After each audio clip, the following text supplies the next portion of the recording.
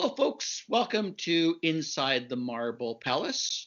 I'm Murray Mandrick, legislative reporter for the, actually I'm a columnist, legislative columnist for the Regina Leader-Post. I still think of myself as a reporter. With me are two damn fine reporters, Arthur White-Crummy from the Leader-Post and Adam Hunter from CBC, both covering the Ledge, neither of which are in Palm Springs or Hawaii or Greece or anywhere exotic from what I can see, although Arthur's background's pretty exotic looking in terms of his shot. I think that's your I would say that it's more kind of pastoral and bucolic than it's exotic. But if I knew what one of those words means, I would agree with you. Let's start with you, Arthur. Actually, give us the lowdown on what seems to have really outraged people regarding Joe Hargrave and maybe the handling thereof. And I guess I am a bit curious as to why, having seen stuff like this for years, people are so particularly outraged this particular time. Was it, in your mind, sort of the timing and the notion, while all the rest of us are hunkered down like we are right now, that some people are just breaking the rules and some of those people happen to be the ones that make the rules? yeah, I mean, I think that it's pretty clear that the timing and the perceived hypocrisy of it is what's getting people outraged. I mean, if this happened at a time where there were minimal COVID-19 where there were minimal COVID-19 restrictions, I think people would be a lot less upset. But at a time when people are being asked not to see their family and make major sacrifices, somebody going to a warm and sunny climate is it is really triggering reactions that are a lot more sort of visceral than what we've seen before in some of these Do you think that situations. I get the visceral stuff? Was it made worse by the fact that the government didn't own up to it initially, and now the NDP are raising what I think are some legitimate points about whether he really had to go down there for a quote essential trip, as he originally explained to the premier? In your mind, was the premier taken off, caught off guard by this decision, and is that why he didn't react slowly? Because one of the great mysteries to me is why he doesn't handle these things a little bit more promptly. I don't think we got a totally clear explanation of the premier's reasoning in the scrum in Saskatoon yesterday, but the timeline certainly does shed some light on what might have been going through his mind. So let's recall that when this first broke around December 30th, according to reporting from our colleague Stephanie Taylor, we knew that Hargrave was in Palm Springs. The first response that we got back from himself and from the government was that he was there for a personal business matter that he deemed necessary, that the premier knew about, and that it involved finalizing a property sale in Palm Springs. Now, two things happened yesterday that seemed to change the government's response pretty quickly. One was that the NDP dredged up a property listing that showed that Hargrave hadn't listed the property until around Boxing Day. The second thing that happened was that Jason Kenney accepted resignations of I believe 5 or 6 of his parliamentary secretaries, treasury board members, ministers, whatnot. And within about an hour of that, Hargrave was out. So make of that what you will, whether it's the discrepancy in the timeline of when Hargrave, listed his property, calling into question whether he was in fact finalizing a sale, or whether, as we've seen so often, the Saskatchewan government was following in the footsteps of Jason Kenney's government and not wanting to be left as the odd one out. Both explanations seem plausible to me. I think so.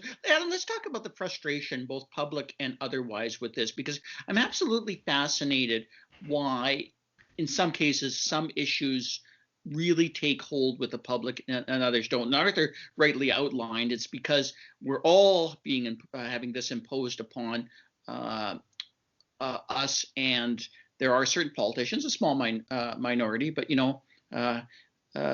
be quite frank, they wouldn't dare break rank on a whip boat, yet they somehow have decided that this is okay to make decisions. There were so many bad elements of this, and one of them that I just absolutely can't get is the explanation from Health Minister Paul Merriman that we each have to make our own decision as to what we view as essential or not. I found that really bizarre thing for a health minister to say at a press conference. And I guess I'm kind of wondering, has the government, from what the feedback you're getting, is there a sense that this government has lost sight of what it's supposed to accomplish, what its goals are, and has basically really outraged the public after a pretty successful election campaign just 2.5 months ago?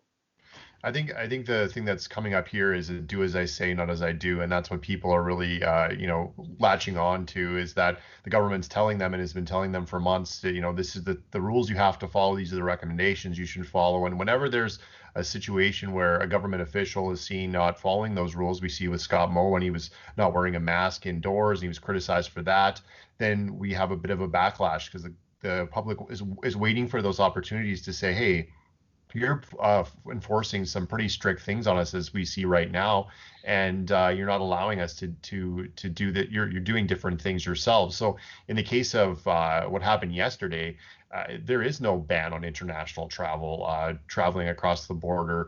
And Joe Hargrave in his mind may have thought that his trip down south to sell his property was necessary. He was cleared it with the premier. It wasn't until a week later, nearly a week later, until the premier said it was inappropriate. Yesterday again, he said, maybe I think a day after the story broke last week, he said maybe it wasn't the most necessary trip, but he did have a discussion, or it crossed his desk, that Joe Hargrave was traveling to Palm Springs and this was the purpose of the trip. So it wasn't like he didn't know. And there are questions about, whether there's different rules for different people or different criteria. And yesterday I talked to the NDP's Matt Love, who's their ethics critic, and he said, if one of us from the NDP had been doing this, or our leader, the government would be all over it. And I think he's right. And it just raises questions about, what, certain officials are doing when there isn't media attention, when there isn't an opposition looking into it, that maybe there have been other further, rule breaking. I know all of us have, heard rumors about gatherings and things like that throughout the year that may have been in violation of the rules, from people, public people.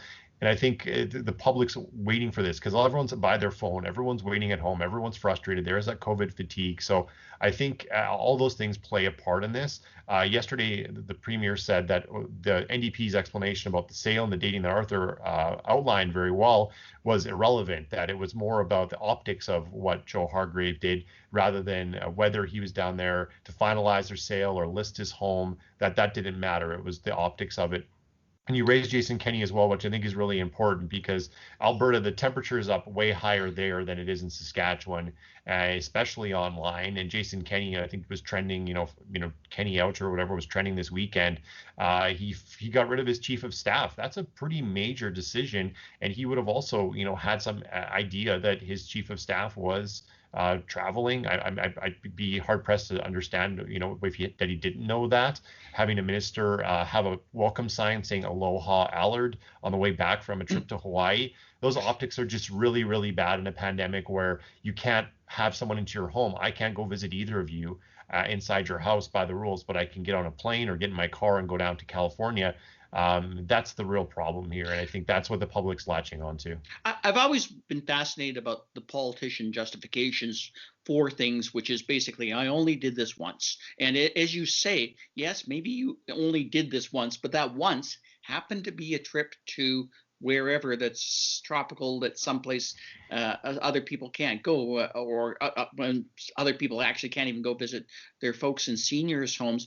Is there a problem, an ethical problem, with politicians in your mind, understanding that their role is not just the instrumentation of policy and putting forward the ideas, but actually showing what I think we used to call leadership, and in tough situations, and basically saying, look, here's what we have to do, and I'm going to be the first to do it. I think that might be where they might be getting caught up. Either you guys have any thoughts in terms of what's lacking there, and what's specifically lacking with this government and maybe others, that they just don't seem to get that old traditional role right now? In the case of Moe government, I can't help but believe it's because they're coming into a fourth term majority, and I think sometimes governments would reach reached a point where they see things as being less consequential than they really are, which I think was really the story in the Hargrave thing.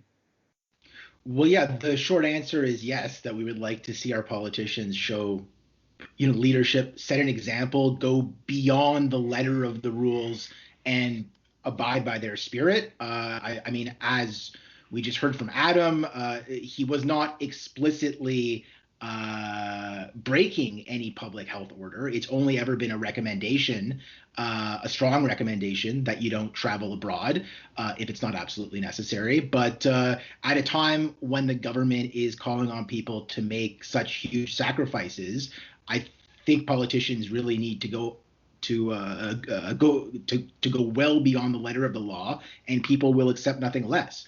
I think one thing that's sort of emblematic of that is the differential treatment we've seen from the government above all, but also to some extent the public towards what's happened with Christine Tell and what's happened with Joe Hargrave. Yeah, so it's pretty similar in a lot of ways. They both went to Palm Springs for what they viewed as essential trips. The only difference is she was there to visit a very ill relative. He was there for listing a home, apparently. They both viewed it as essential. They both went to the same place. The only major difference is the timing of it. So Christine Tell went at a time when the public health order was much, much more relaxed. It was late October. We were pretty much fully open, whereas Hargrave went at a time where people were really hunkering down and giving up on Christmas. So the optics of that shows how much people are calling on their leaders to really set an example. Adam, what's the feedback you've been getting from the public? Because I'm getting a couple interesting responses, one of which is actually kind of positive from the purposes of our industry. And as Arthur noted, it was Stephanie Taylor from Canadian Press who broke this story on this. People are actually cheering reporters when they're doing this now in some cases, but that said, there still seems to be some level of partisan element to it. In other words, critics of the NDP supporters, critics of the government are saying, well, our government would have never done this, or NDP governments would have never done this. Conservatives are getting notes saying, well, what the hell's Trudeau doing right now? Why aren't you guys paying mysterious flight he took apparently on a Challenger jet that's all over the internet right now? Are people watching A Few Good Men too much? I don't know. But is there still the partisan divide, or actually is there kind of more of a coming together in your mind of people saying, no, we need a certain ethical standard from politicians regardless of who is in power, and we need them to abide by it? What's the general sense that you're getting? Yeah, I think the ethics thing cuts across party lines, because you see, across the country, both federal politicians, those in government, those in opposition, have been the ones flouting these rules in their provinces, and so there has been, outspoken, complaining, criticism, whatever you want to call it, from people all over the map, because they are taking shots at a politician regardless of their party. I think the setting of the rules is the thing here, right? The government sets the rules. They tell us what we should be doing. And for a long time, they've expected the public to not only follow those rules, but also, as Arthur pointed out, follow the recommendations, which is even harder because there's a gray area there. And I think when we see those recommendations flouted in a way that people are saying, okay, this wasn't a necessary trip, and as you said, Marie, you can't visit a sick relative across the city, even forget going to California, then the people are going to speak out about that. I think that's something that, and I hate to say it, but trashing politicians, complaining about politicians or politics is something that if it's something that unifies people in certain ways, it doesn't necessarily have to be partisan. And this is one of those things where I think it cuts across party lines, because, as I said, you have Nikki Ashton, who's an NDP MP, who is, basically demoted because she took a trip to Greece. People are complaining about that. You have conservative MPs that have taken trips in Saskatchewan. We see Joe Hargrave. So this isn't liberal MPs, obviously, as well. So this isn't necessarily just a situation where you see someone, a conservative politician being criticized by someone on the left. I think this is cutting across party lines. And I think, again, as I said, it's about the rules, and it's about who sets the rules. And in this case, the premier set a rule yesterday saying, okay, well, we're not, as of now, we're not allowing MLAs to travel. That could have been done I think a couple of weeks ago when Marie said they really cracked down on these restrictions and caused a lot of people to spend their Christmas at home or even alone, maybe with one other person. That's never been done before in Saskatchewan. So when someone who wants to travel at Christmas or wants to take that winter vacation is not allowed to and sees someone in power doing that, I think that really sets off a lot of people. And I think that's something that's not necessarily the COVID frustration that people are seeing. I think it goes a little further than that. Riddle me this: does nobody have a sick relative in Winnipeg or business opportunities in La Loche or Launch? Why is it always Greece? Why is it always Palm Springs? I'm struggling with this right now. They live a different life than I. Well, maybe we can move on to the from this. Is important as this is talk, because I think there's serious ethical questions, and I wrote about today the need always to have a basic better ethical guidelines, better ethical enforcement in a nonpartisan biased way. But I won't get into that at this very moment. What I would like to get into and move forward with is the two big problems I think are facing this government, and one of which is seniors' homes and the other which is vaccines. Arthur, I'm going to start out with you. What is the difficulty with the seniors' homes roughly, and what is the difficulty in terms of getting needles in the arms of people right now that tends to be way slower than I think we were led to believe it would be? Well, it's clear that what's happened at least some seniors' homes has been an absolute disaster. I mean, now at Parkside, I believe we're up to around 40 deaths, which is somewhere around 80% of the deaths for the city as a whole. So that's something that the government had previously pointed to as a major success, that despite the early stages of the surge, we hadn't yet seen the kind of death numbers that had occurred in some other jurisdictions because it hadn't gotten into our long-term care homes. That changed very quickly. And now it's really something that I think has become a symbol of what's been the darkest month of the pandemic. In terms of vaccines, it does seem like we're facing some unexpected roadblocks.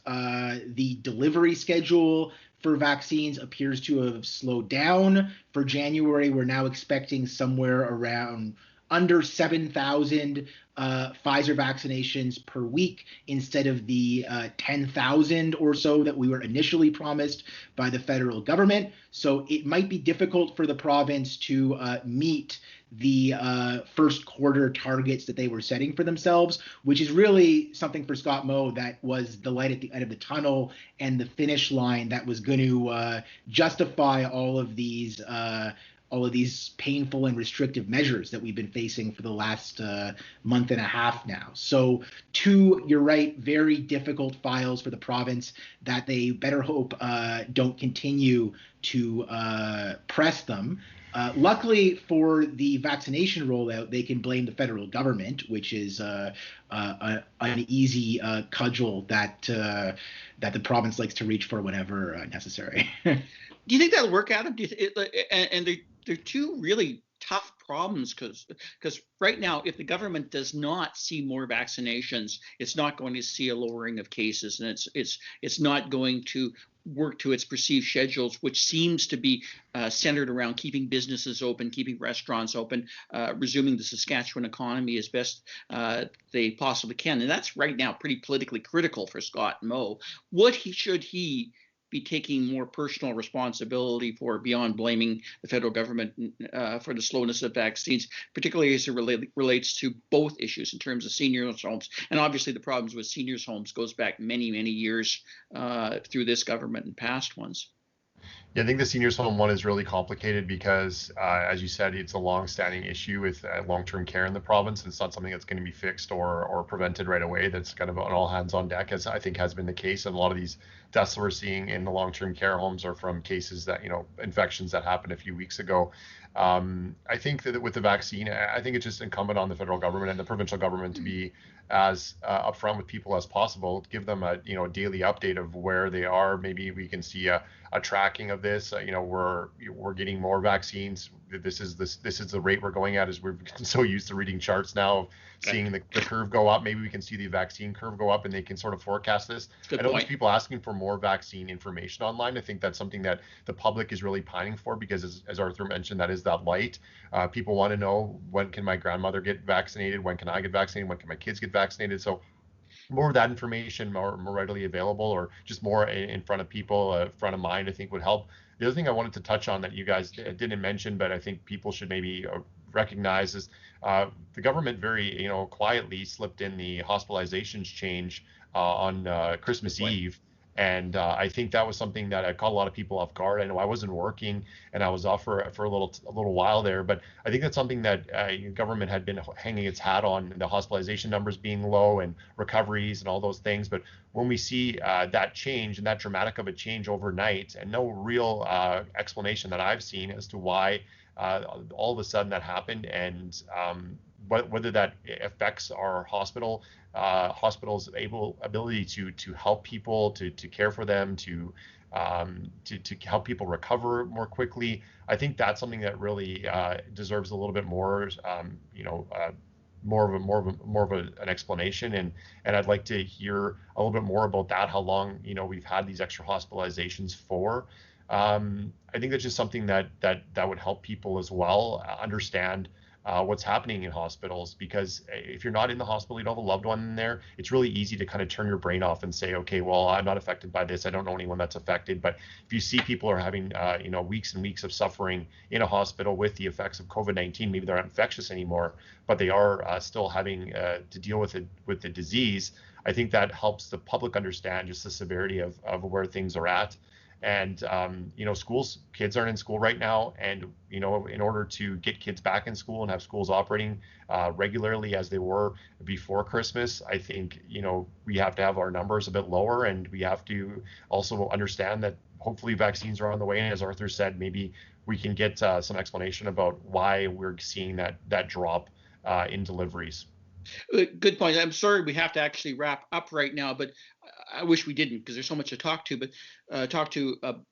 But God, I think we're at a stage right now where the premier just simply has to step up to more than one press conference a week or every 2 weeks, as it has been, and take more of a leadership role in basically these two critical issues to talk about. Well, maybe we'll get more into that next week as we're getting short of time. And again, Arthur, Adam, thanks so much for coming on the podcast today, and hopefully we'll see you soon. Take care. Thanks, guys. Thank you, Murray.